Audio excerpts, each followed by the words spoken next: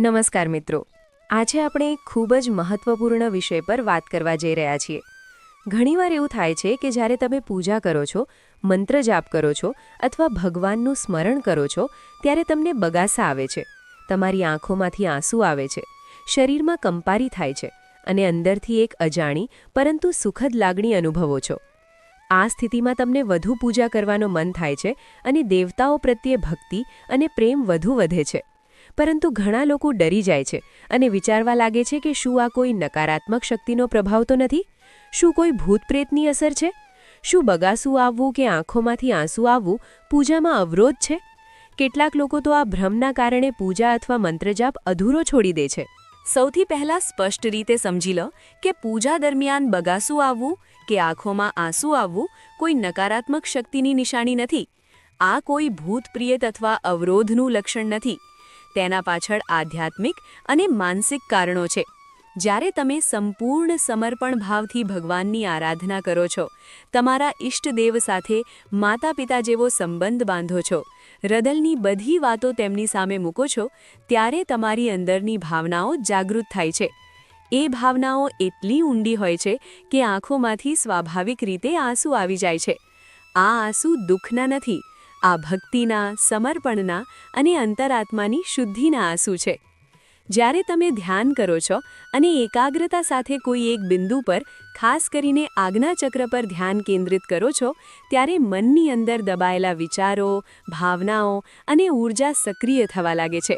ધ્યાનની ઊંડાઈ વધે ત્યારે શરીર શાંત થવા લાગે છે અને મગજની સ્થિતિ બદલાય છે, જેના કારણે બગાસું આવી શકે છે અથવા માથું થોડું ભારે લાગે છે. આ એક સ્વાભાવિક પ્રક્રિયા છે. બીજું મહત્વપૂર્ણ કારણ છે ઊર્જાનો પ્રવાહ. આપણા શરીરમાં વિવિધ ચક્રો હોય છે, જેમાં મૂલાધાર ચક્ર સૌથી આધારભૂત માનવામાં આવે છે. જ્યારે તમે ભજન, કીર્તન અથવા મંત્ર જાપ કરો છો, ત્યારે સકારાત્મક ઊર્જા તમારા શરીરમાં પ્રવેશ કરે છે અને સૌપ્રથમ મૂલાધાર ચક્રને સ્પર્શે છે. જ્યારે આ ચક્ર સક્રિય થવા લાગે છે, ત્યારે શરીરમાં કંપન, બગાસા અથવા આંખોમાંથી આંસુ જેવી પ્રતિક્રિયા દેખાઈ શકે છે. આ સકારાત્મક ઊર્જાની નિશાની છે, નકારાત્મક શક્તિની નહીં. ઘણા લોકોએ જોયું હશે કે જ્યારે કોઈ ભક્ત પર દેવી દેવતાની સવારી આવે છે, ત્યારે પણ શરૂઆતમાં તેમને બગાસું આવે છે અથવા આંખોમાં આંસુ આવે છે. તેનું કારણ પણ ઊર્જાનો જ જાગૃત પ્રવાહ છે.